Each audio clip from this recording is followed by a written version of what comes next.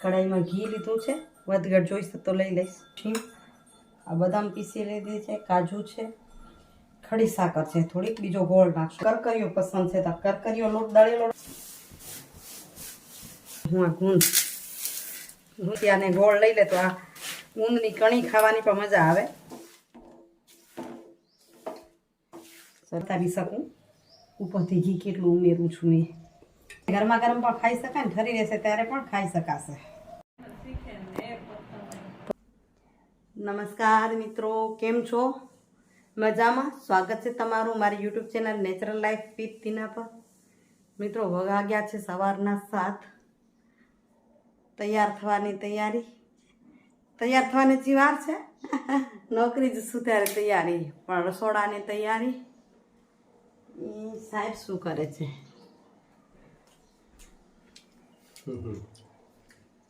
બદામ ખાઈ લઈ. બદામ પલાળી રાખી. સાહેબનું કામ નિત્યક્રમ સારું. સાંજે ત્રણેય માટે એ પલાળે, મેથી ને બદામને, ને સવારે પાછા ફોલી પણ દે, તૈયાર કરી દે. એટલે આપણે ખાવાની તૈયાર દે. તો ચાલો રસોડાની તૈયારી કરીએ. મને લાગે છે કે આજે થોડુંક કાંટલું બનાવું કે કાંટલા જેવી માતર બનાવી રાખું. તો નોકરી જાઉં છું તો મોનુને રોજ 2 ચખ્ઠા ખાવા થાય. આજની છોકરીઓને ખવડાવવું મુશ્કેલ છે. અમે તો બાજરાના રોટલા પર ઘી, ગોળ, ગુંદ, અસેડીઓ નાખીને ખાઈ લેતા. રોટલા પર જ જેટલું બને એટલું ઘી વધુ સાસુ દે તો વધુ ખાવાની મજા આવે એવું હતું. જોકે મારી સાસુ પોતે આપતા ને અમને જ ખાવું બનાવવું, અમને જ ખાવું એવું હતું. પણ વધારે પડતું સાસુના રાજભાઈ એવું રહેતું બધાને, અમારી ઉંમરની બહેનોને, કે કેટલું સાસુ આપશે એ ખાશું. પણ આજની છોકરીને ખવડાવવું પણ છે. ખાવ બાપા, નહીં તો શરીર નહીં હાલે તમારા પાછળ. ચાલો તો કરીએ થોડીક એવી તૈયારી. થોડુંક બનાવેલું પડ્યું હોય તો ગમે તે ભૂખ લાગે તો કાંઈક ખાઈ લે. તો ચાલો અહીંયા મિક્સર હું તૈયાર કરવું વિચારું છું. મિક્સર બનાવું કે માત્ર બનાવી રાખું. પડી તૈયાર કરવા માંડીશું. તો જુઓ, અહીં કઢાઈમાં ઘી લીધું છે, વધઘટ જોઈશે તો લઈ લઈશ.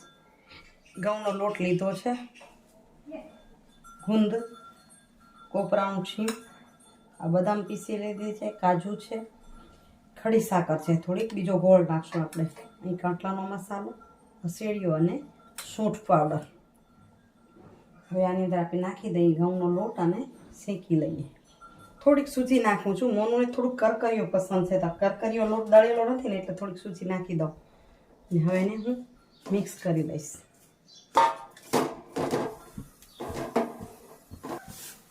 જો આ રીતે બરાબર પલળી જાય ને એટલું આપણે ઘી લેવી ને હલાવશું. શેકાઈ રહેશે ને એટલે થોડું ઘી છૂટું પડશે આમાં આપણે. એટલે બદામી રંગનો થાય ત્યાં સુધી શેકી લઈએ આને. જો અહીં 5 મિનિટથી શેકું છું તો અહીં થોડો લોટ છૂટો પડવા માંડ્યો છે ને કલર પણ બદલવા માંડ્યો છે.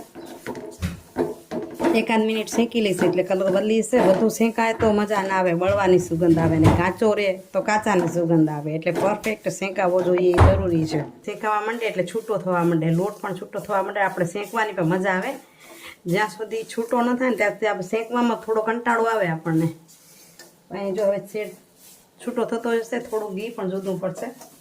આનાથી વધુ પણ ઘી નાખી શકાય, પણ કેવો આપણો ખાવાનો ટેસ્ટ છે એના પર. હું પછી વળી પાયો કરું ને એની અંદર ઘી નાખું થોડુંક, એટલે આમાં ઓછું નાખું પછી. કારણ કે આ મિક્સરને રાખવું હોય ને પછી ઘી તરવરે એ મજા ના આવે. રાખવું હોય મિક્સર એમાં. આમ હજી શેકાશે એટલે છૂટું પણ પડશે થોડુંક ઘી. જો અહીં કલર પણ બદલાઈ ગયો અને આમ લોટ પણ છૂટો થાય છે. હવે એની અંદર હવે નાખી દઈશ હું આ ગુંદ મેં કણી જ લઉં છું એટલે આમાં ફૂલી જાય. એટલે થોડોક લોટ ઓછો શેકાણો છે તો શેકાઈ જશે અને કણી પણ સરસ ફૂલતી જશે. ઘી જે છૂટું પડતું જશે ને એ આ કણી લેતી જશે એટલે ફૂલશે. અને આપણો આ લોટ છે ને ડબલ થઈ જશે ગુંદ ફૂલવાથી. આમ તડ અવાજ થતો જશે ને ગુંદ ફૂલતો જશે.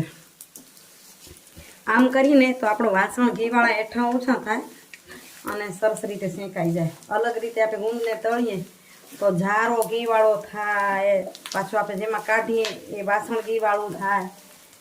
આ બધું જ ઘી આની અંદર સમાઈ જાય. જો આમ ગુંદ ફૂલતો જશે અને મિક્સર આપણું ઘણું ઘણું થતું જશે. અને ગેસને મીડિયમ ટુ લો રાખવાનો છે.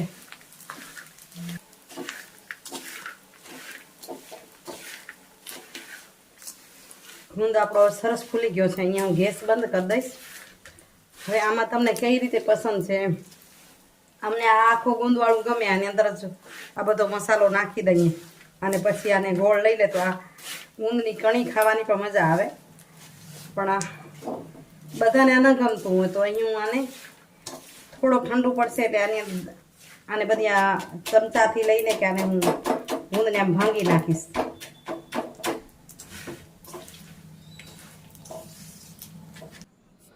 જો અહીં ગુંદની જે કણી હતી મેં આમ આહિસ્તા આહિસ્તા આમ દસ્તાથી બધી દબાવી અને મોટે ભાગે જોરી લીધી. કોક કોક હશે એ ચાલશે આમ. એટલે શું કે એક સરખું થઈ ગયું મિક્સર. હવે એને પાછું ગેસ પર મૂકી અને ધીમા તપે ચલાવીશ. આ શેકાઈ ગયું છે સરસ. ખૂબ ગુંદની કણી રહી હશે એ ગોળ સાથે પછી ભાંગી જશે. અને હવે એની અંદર આપણે નાખી દઈએ કોપરું, કાજુ, બદામ, અસેડીયો, કાંટલાનો મસાલો અને સૂંઠ પાવડર. ચલાવીએ. ખડી સાકર જેને મેં પીસી લીધી છે અને એને પણ હું મિક્સ કરી લઉં છું. તો એને સરસ રીતે આપણે મિક્સ કરી લઈએ. જો આ મિક્સર તૈયાર છે ને એને હું આ ડબ્બામાં ભરી લઉં છું. આ રોજ પછી તાજું તાજું કરવા માટે. અને આ તાજાનું જ્યારે બનાવીશ ને પાયો કરીને ત્યારે તમને રોજ બતાવીશ કે કઈ રીતે બને છે.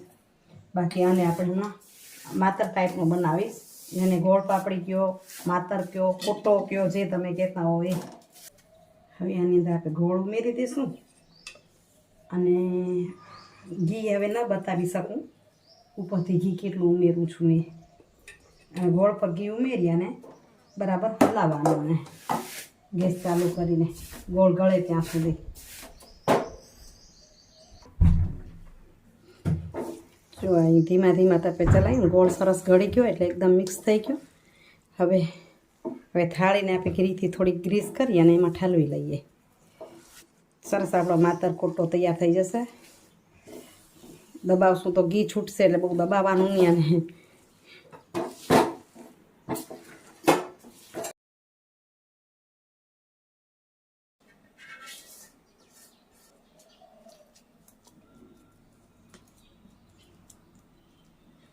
અને ગરમા ગરમ પણ ખાઈ શકાય ને ઠરી રહેશે ત્યારે પણ ખાઈ શકાશે.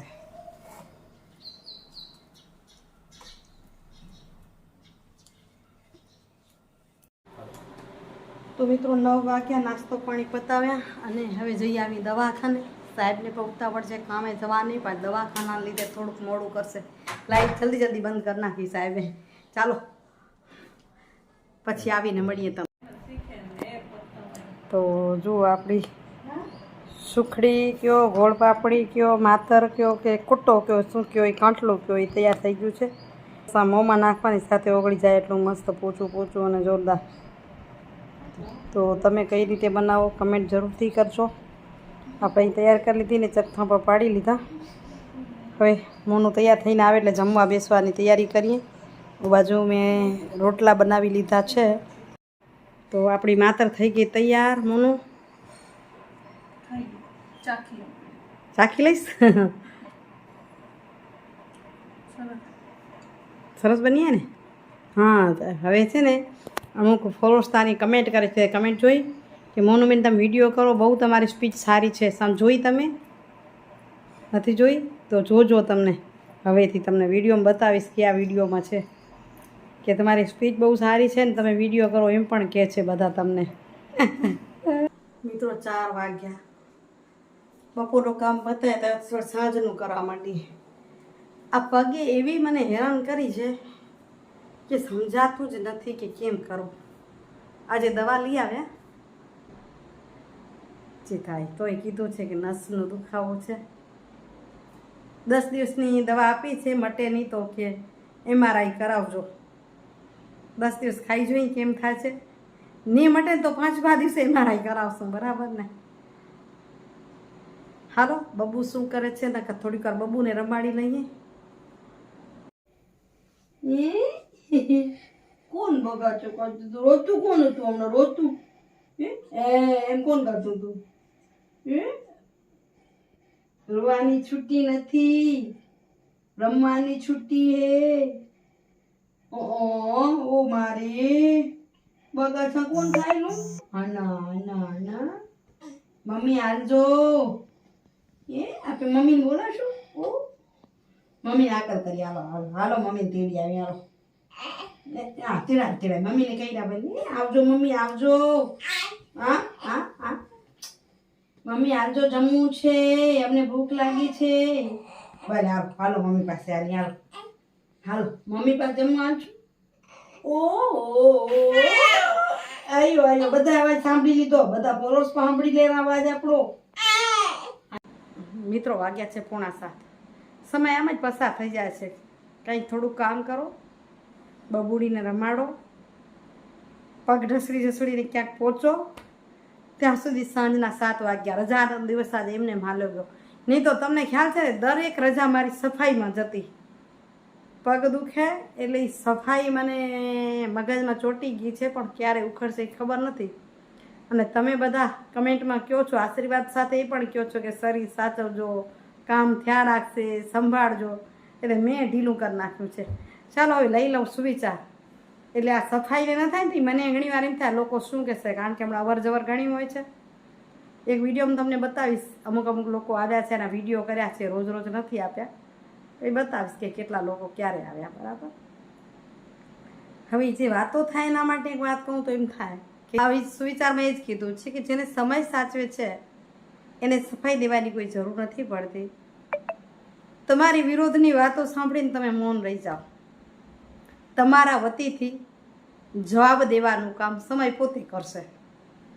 એ સમયનું કામ છે. એ શું કામ તે વખતે સફાઈ નહોતી થઈ, કે શું કામ એ હાલતા નહોતા, શું કામ એ કોઈ પ્રસંગમાં હાજર નહોતા, ને એ બધી જ વિરોધની વાતોનો જવાબ સમય પોતે આપી દેશે. હું મારા પરથી કહી રહ્યું છું, પણ તમે તમારી જિંદગીમાં ક્યાંક ઝાંકજો, કાંઈક ને કાંઈક એવું વિરોધાભાસ મળશે, અને એ વિરોધાભાસનો જવાબ સમય પોતે આપતો રહેશે. બાકી તો એવું છે કે દોલત તમને ખરીદવી હોય, કાંઈ ધન દોલત ખરીદવી હોય તો લોન લઈને પણ ખરીદી શકાય છે. પણ જો ઇજ્જત ખરીદવી હોય તો કોઈ બેંક નથી હોતી ને. ઇજ્જત મેળવવા માટે કોઈ બેંક નથી હોતી. ઇજ્જત મેળવવા માટે એક જ રસ્તો છે, અને એ છે સારા કર્મો. તમારા કર્મ સારા હશે તો ઇજ્જત આપોઆપ મળશે. ખરાબ વાતો ગમે એટલી તમારાથી થાય, તમારા વિરોધી ગમે એટલા હોય, પણ તમારા કર્મો જો સારા હોય તો તમને ક્રેડિટ ગમે ત્યાંથી મળવાની છે. બરાબર ને? ચાલો હજી સાહેબ આવે ને વાર છે, થોડીક વાર આવે ત્યાં સુધી. હજી 7 વાગ્યા છે એટલે સાહેબ મોડા પહોંચશે. ત્યાં સુધી લસણ ફૂલી રાખું થોડુંક. ઘરે હું ને તો હું પહેલાં હરમેશ કહું છું, આડા દિવસના 8 ને બાકીના 15. આજે પછી મેં થોડોક આરામ કર્યો, એટલે બહુ ઓછું કામ કરશે. આવતીકાલે જો પગમાં થોડીક હલકાટ હશે તો નવેસર થોડાક વિશેષ કામ કરીશ. મિત્રો રાત્રિના વાગી ગયા છે 10:30. સુવાનો થઈ ગયો ટાઈમ. બબુને ઉપર મૂકી દીધી એની મમ્મી પાસે સુવા, અને હવે આપણે પણ જઈએ સૂઈ એકાદું કેળું ખાઈને. અહીં વિડીયોનું કરું છું એન્ડિંગ. કાલે મળીશ બીજા સરસ મજાના વિડીયો સાથે. આજનો વિડીયો સારો લાગ્યો ને? સારો લાગ્યો તો લાઈક શેર કરજો, કમેન્ટ કરજો, મને માર્ગદર્શન આપતા રહેજો. કારણ કે આ અનુભવ મારી માટે ખૂબ નવો છે. પોતરીને મોટી કરવી ને કેમ રાખવું ને કેમ જીવન જીવવું ને નવી વહુને સાચવવી એ અનુભવ લઈ લીધો હતો, પણ પોતરાની માં થાય વહુને કેમ સાચવવી.